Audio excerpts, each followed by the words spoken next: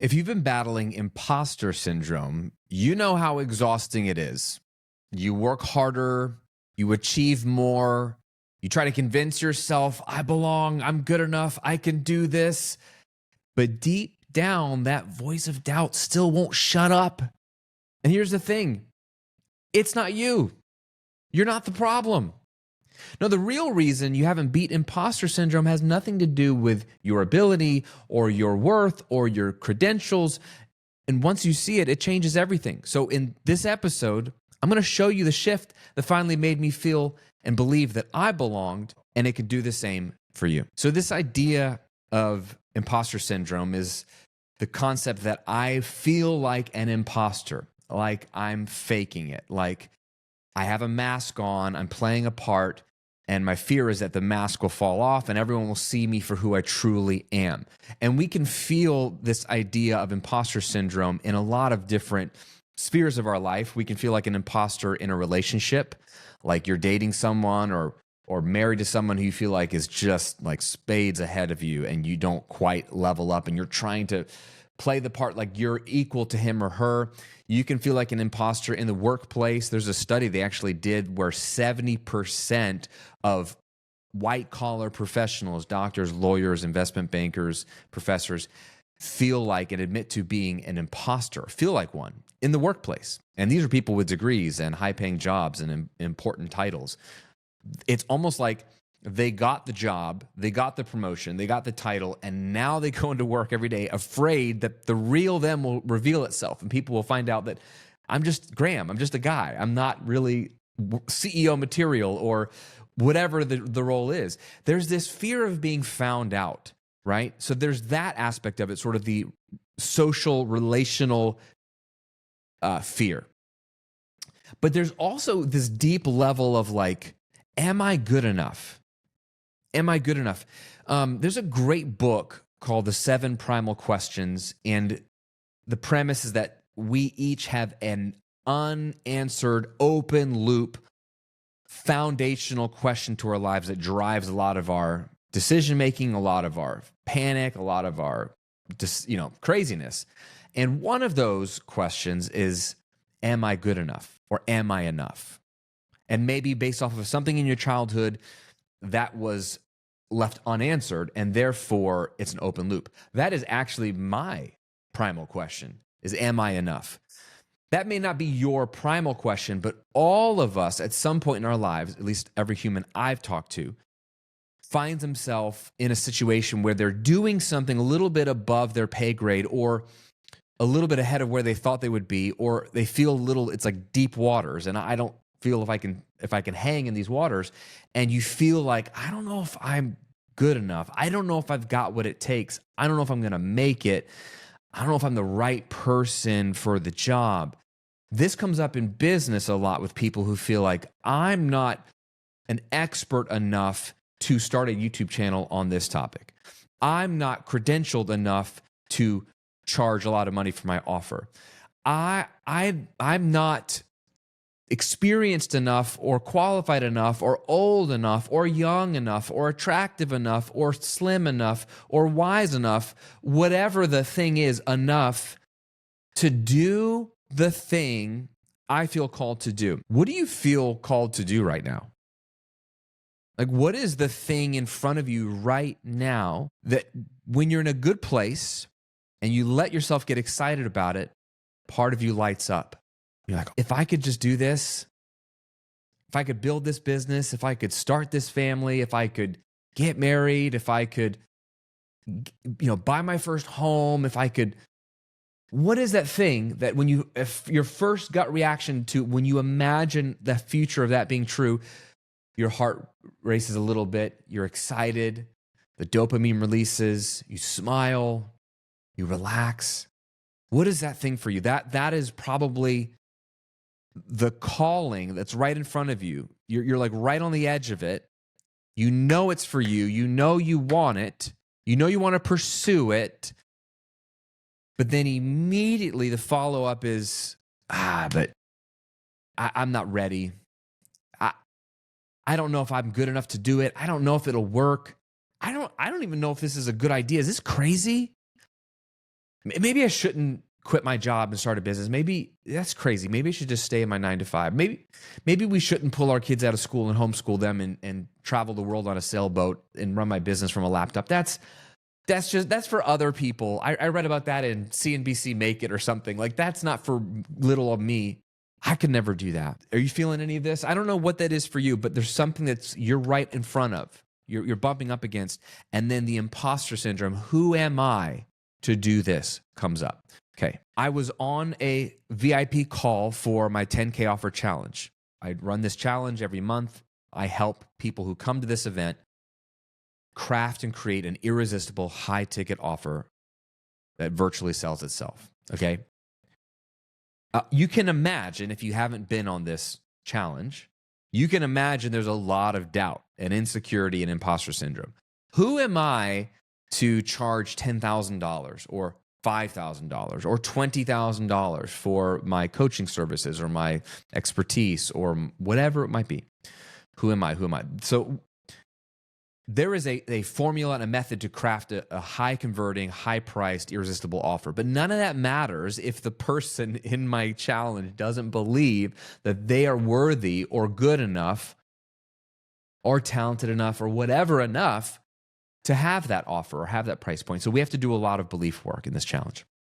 So one of the gentlemen in my most recent challenge last week asked a really good question. He said, Graham, if I'm being honest, I am struggling with imposter syndrome.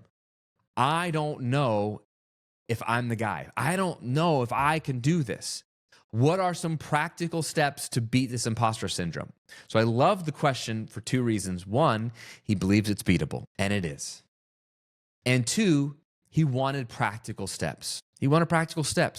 Now, before I share with you what I shared with him, which I think is the most practical, only true way to truly eliminate it, is let's talk about what most people do to eliminate imposter syndrome. The fixes, right? Number one is become more credentialed. Now, they may not say it like this if someone gives you that advice, but functionally, this is what they'll say, or you believe yourself, which is, okay, I'm just going to go get my coaching certification, or I'm going to get a degree, or I'm going to get 100,000 followers on Instagram or 100,000 subscribers on YouTube, or I'm going to get featured in Forbes or CNBC or Inc. magazine or fill in the blank, whatever publication. That's one path. The problem is you do get a little bit of confidence boost when you get some of that stuff, because you look at it and you go, that's pretty cool. Not everyone has all those things, but it doesn't last.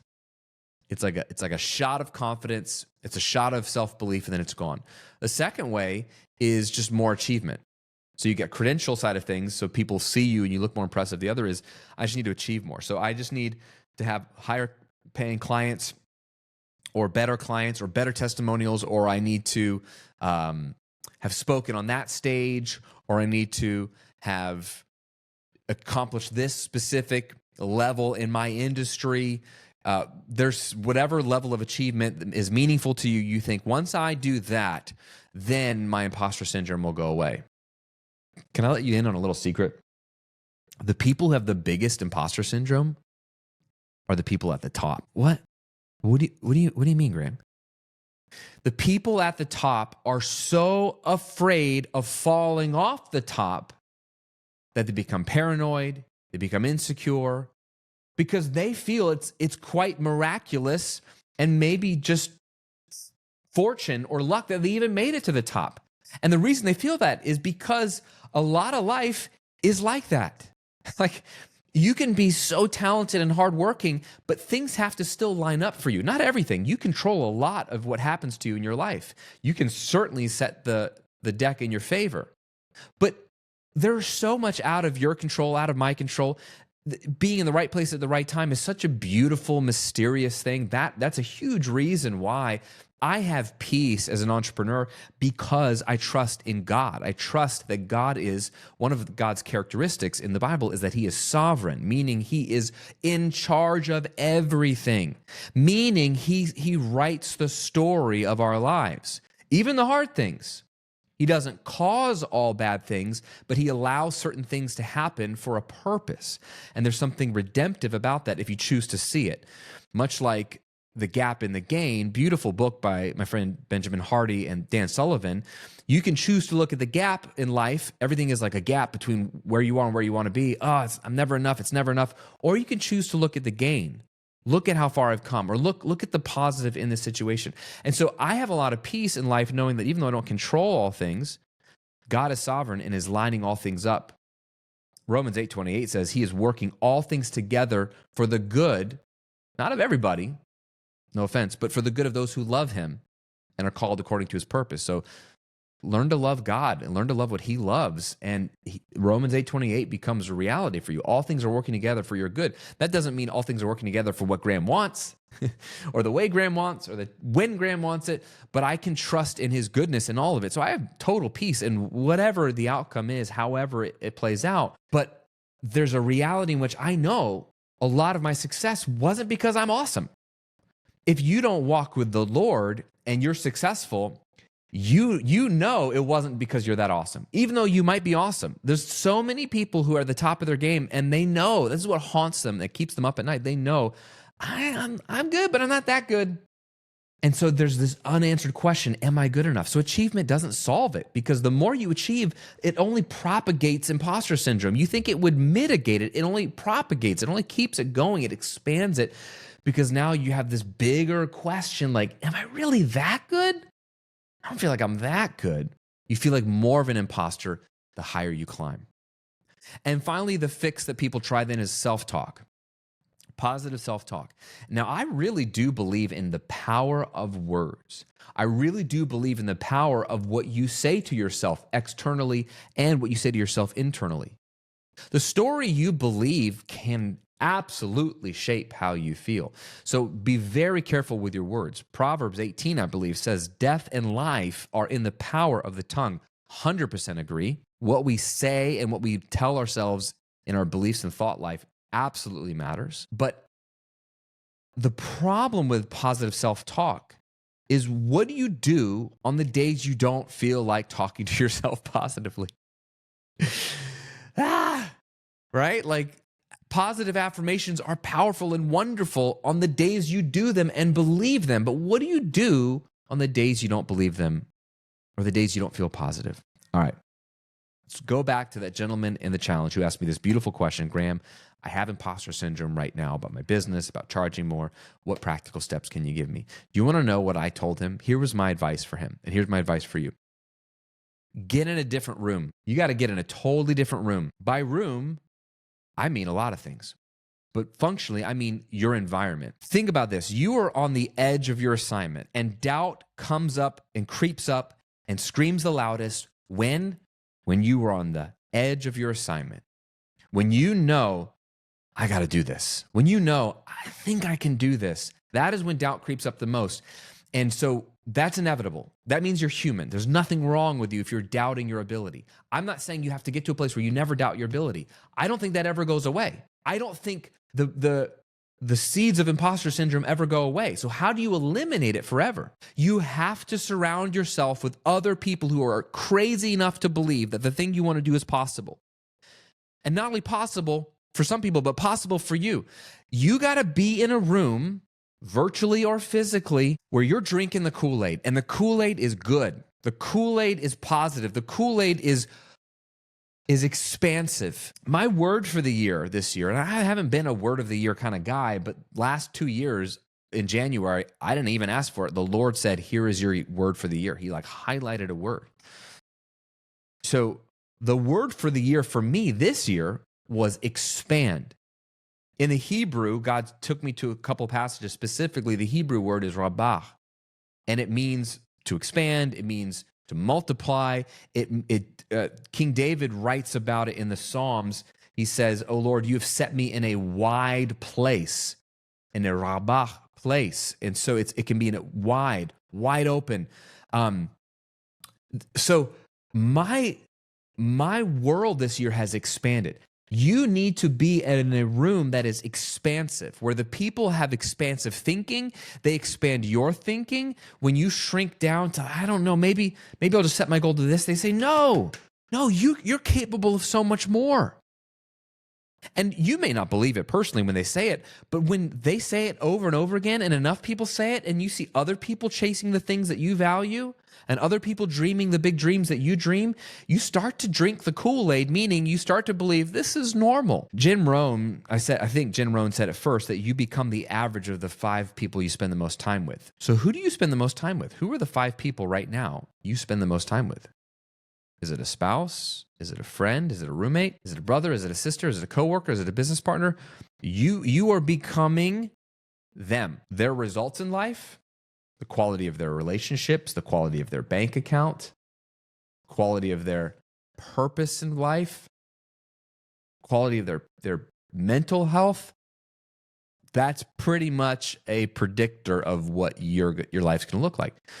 So do you like that? Do you like that trajectory? Or do you need to I'm not saying sever ties with these people. Some people you do need to sever ties with. Some people are absolutely toxic and you just keep letting yourself stay in that situation.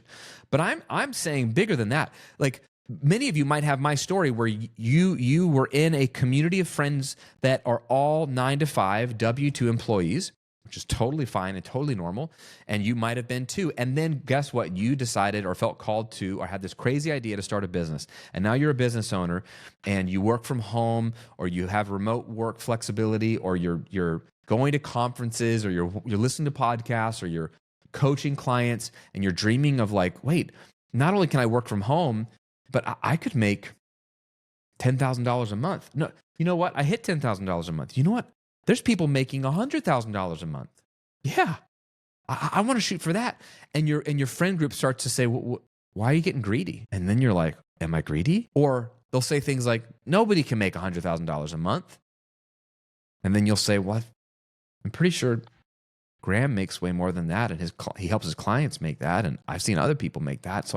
But maybe they're the exception to the rule. Maybe normal people like me can't. I don't know what they might be telling you, either explicitly, like this is bad, or implicitly when they laugh at it or minimize it or just ask questions about it that might make you feel like, yeah, am I stupid for thinking this? This was my world. I moved to Tampa in 2009 with my wife and my very pregnant wife, to help some friends start a church. Some of my best friends in the world. And we had great times and hard times. Planning a church is one of the hardest things you'll ever do, by the way. It's like starting a business, only harder, and you don't make any money. And so one of the things that happened during that period of time was that I lost 2 jobs in a span of 10 months. And God gave me this idea of starting a business, which I was terrified of. I didn't want to start a business. I was like, I can't do that. Total imposter syndrome. But I started a business and it was rough at first. I think I made $10,000 in my first year. I made $60,000 in my second year. So it took me 24 months to get to $60,000 a year, which is only $5,000 a month, by the way. It was slow, but it was starting to grow. And as it was growing, I was growing. As it was evolving, I was evolving. I was developing into the person that God really had me to be. I didn't know what was possible. And all of a sudden, my friend group in that church, a lot of them just didn't know. We didn't really know what to talk about. Like they were like, oh, what, like, why are you pursuing more? Like, why are you going to this conference? Why can't you be more involved here at the church? I'm like, I am involved. I'm giving you almost 20 hours a week, but I'm also building my business. And we just, there was no harm. There was no foul. We just grew apart because they didn't understand me. And I started to feel crazy. Like am I crazy? Am I wrong for wanting more and wanting to pursue more, wanting to reach more people? Graham, isn't 10,000 people on your YouTube channel enough? I'm like, no, like everybody needs to know this. Everybody needs to hear this. And so there was a point in my business where I needed to get in a new room. So I joined a mastermind. My first mastermind was only 5 people. And it was actually an informal mastermind. It wasn't even a paid mastermind. I was inside of a coaching program. It was more of a course. But there was like a Facebook group element to it. And a few of the people in the Facebook group identified some of us that had become successful in this course because of our testimonials. And we started a private chat. And the 5 of us decided to meet together once a week for a few months. It only lasted a few months to mastermind together. And it was so life-giving because these people they had huge dreams like me, totally different industries and niches. And they were very different personalities than me. One guy was in Chinese medicine. One girl was a dating coach. One guy was a fitness instructor. They were all so different, but they all dreamt bigger. And so I felt less crazy and less of an imposter. And I felt more like I can't, not only can I do this, but it is a good thing to want to grow and expand. And I will do this. And in fact, I need to do this. There are people that need me right now to become the best, fullest version of myself in order to change their life. And that's not narcissism. That's not like hero complex. That's just, I'm called to serve people, and I can serve them better. I can serve more people. I can serve them deeper. I can become more so I can serve more. And that's one of the first like jolts of energy I got was from that little mini mastermind. I've since been in multiple masterminds ranging from free to $15,000 to $50,000 to paying to be privately coached and be in a small inner circle of mastermind for over $300,000. I have led my own masterminds. I have my own mastermind. Masterminds, paid communities are a huge way to beat imposter syndrome. That is a different room. Now, it's not the only kind of way to get into a different room. Another way is to just go to different events, go to conferences, go to one-off events, go hear somebody speak, go to a TEDx talk, right? A TEDx event. Go be in a room with people who are thinking big, dreaming big, who have energy, who have excitement. Get that rush of like, oh my gosh, there's other people out there. I'm not crazy. I can do this. You can also start your own room. Create a peer group of people who want what you want, who want to run hard with you. Get people to run the race alongside you and commit to meeting once a week, every week, and support each other. Share your win of the week. Share the challenge you currently have. Get some feedback. Hot seat yourself. Pray for each other. Share ideas with each other. Connect each other to other people. But get in a different room. You need physical rooms or virtual rooms. You need peers or mentors. All of these can work. If you really, the fastest way to level up is mentorship. 100%. You'll time collapse. Like find a mentor, pay the mentor, someone who's done what you want to do, who's gone where you want to go, whose worldview and teaching style you connect with, and just pay the person, right? Like you could hire me. I could be your mentor. This is what I do for a living. But it doesn't have to be me. But find somebody, pay them to be in their world, either direct one-on-one mentorship or get in their group coaching program, but get in their room to sit under their mentorship. You will time collapse. I promise you, not only will you reach your goals faster, but for today's conversation, you will eliminate imposter syndrome forever. As long as you're in a room with people that dream big, think big, and will spur you on, you will never have imposter syndrome again. When it creeps up, it gets smashed down. And it doesn't matter how you're feeling. It doesn't matter if you're in a good headspace. The room and the environment you're in will destroy it, and you'll be in great shape. So let me ask you, do you need to get in a different room? Does this resonate with you, or are you like, Graham, I need to be in a different room? If yes, what are you going to do this week to get in a different room? If I put a gun to your head and said, you must get in a different, better room this week, what would you do? What will you do? Again, examples might be find an event that you should go to and buy a ticket, book a hotel, book the plane ticket, and go. 2, join a mastermind.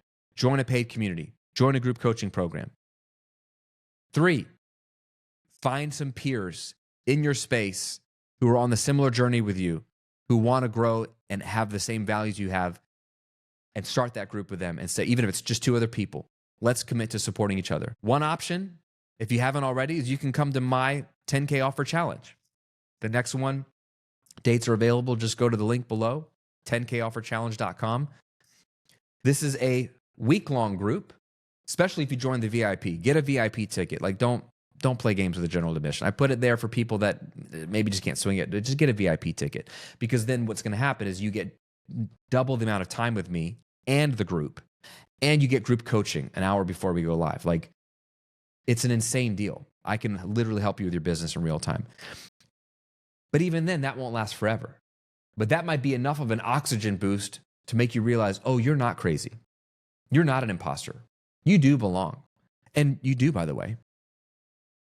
The thing you want to do, the thing you feel called to do, the thing you're right on the precipice of, you're meant to do.